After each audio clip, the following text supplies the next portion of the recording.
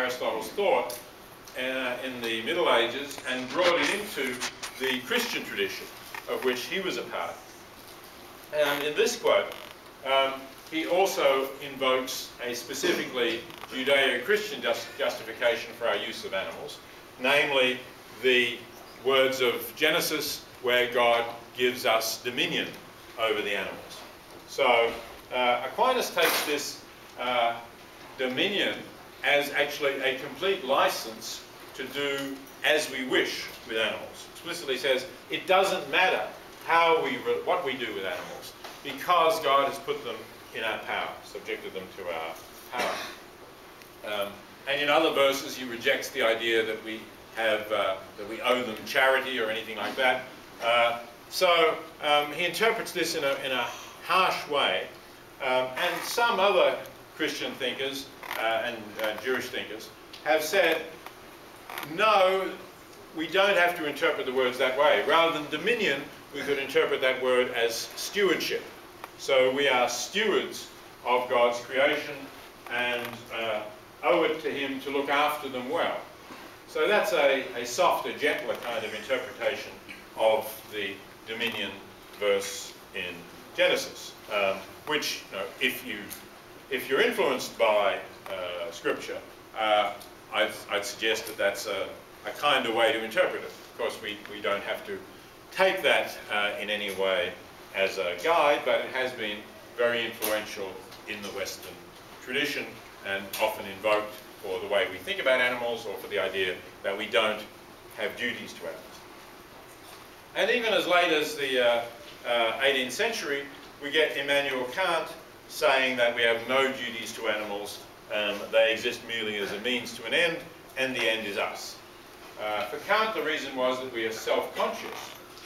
But he never asked some of the tough questions that I think anybody who takes the view that self-consciousness is a necessary condition for having moral status should be asked. So what, for example, about humans who are not self-conscious?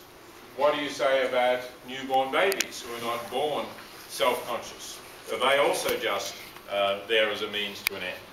Or if you want to argue that they have a potential to be self-conscious, then what about humans who've had severe brain damage or perhaps were born with a genetic abnormality and don't have any possibility of becoming self-conscious?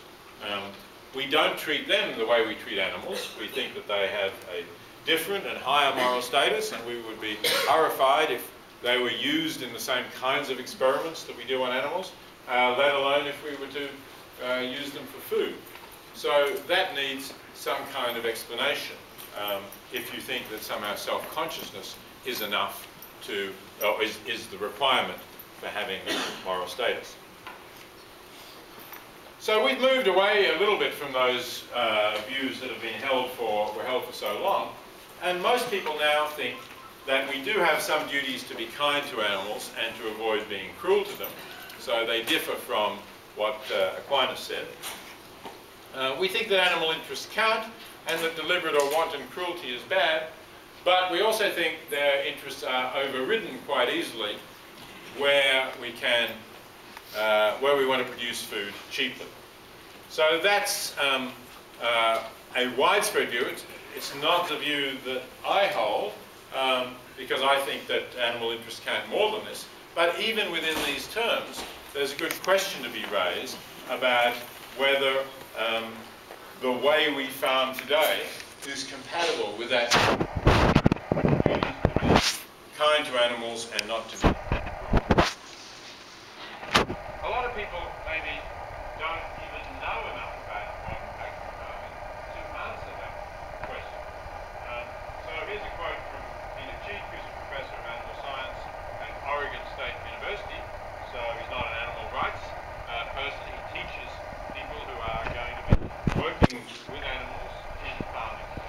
But he acknowledges that there's a lack of transparency, that most people, most consumers, don't know how their animal food is produced.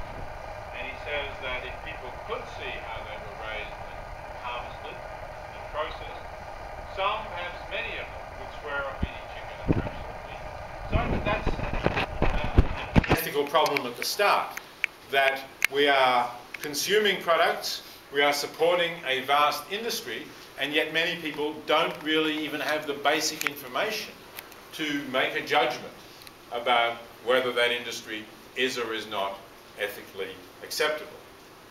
And we ought therefore to be trying to get that information out. And there are a number of organisations, including I'm sure the Vegetarian Club here, who are trying to do that. But it's not that easy.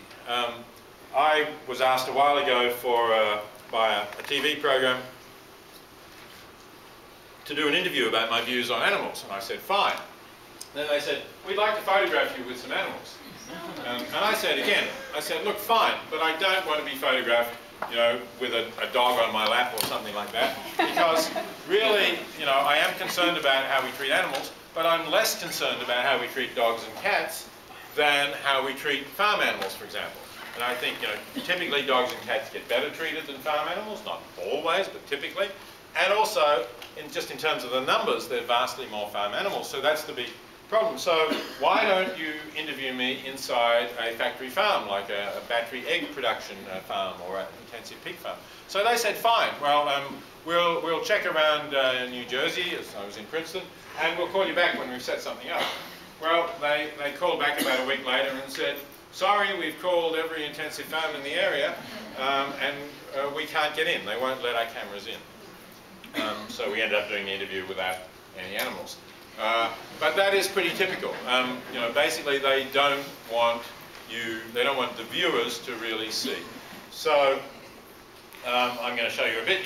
Some of you will have seen this already. There's lots of stuff on the web, including videos, which are more dramatic than I'm going to show you. But this is the sort of thing that Peter Cheek was talking about as far as chicken skin. Can you see that well? Can we turn down? Is it possible to lower the lighting? I don't quite know. Anyone know how to control the lights here? Okay, well, I don't think quite that dark. All right, I'll leave it that dark just for these bits. We'll turn it back on in a moment. So this is a typical chicken shed. You can see it's a vast space. It recedes into the dim distance. They typically will hold 20 to 25,000 chickens. They get very crowded by the time they grow up. When they're little chicks and put out there, there's more space. You see the floor. By this time, they're pretty fully grown, and there's hardly any floor to see. One of the things that you can't tell from the photo is that if you walk into one of these places, you're overwhelmed by the ammonia in the air. There is ammonia from all the chickens' droppings because they're not cleaned out very frequently.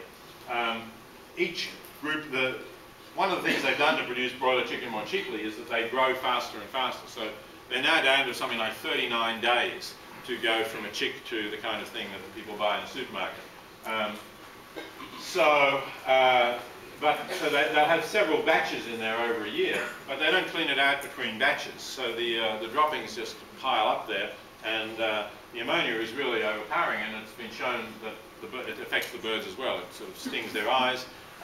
If they try to sit down, they often get ammonia burns on their hocks because there's so much of it there on the floor.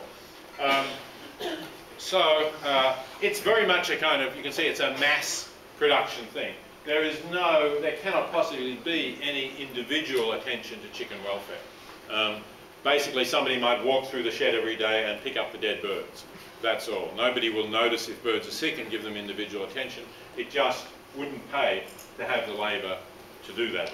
They're not worth enough individually. We've made them so cheap. When they're collected at the end of those 39 or 40 days or whatever it is, again, you don't want to pay people more than you have to, so you do the job as quickly as you can.